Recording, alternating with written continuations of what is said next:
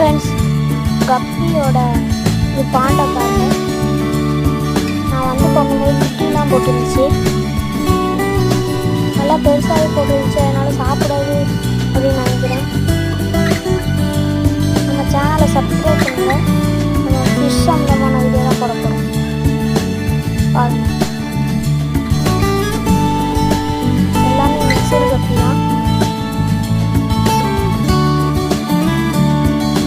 இந்த கலரை மட்டும் பாருங்க.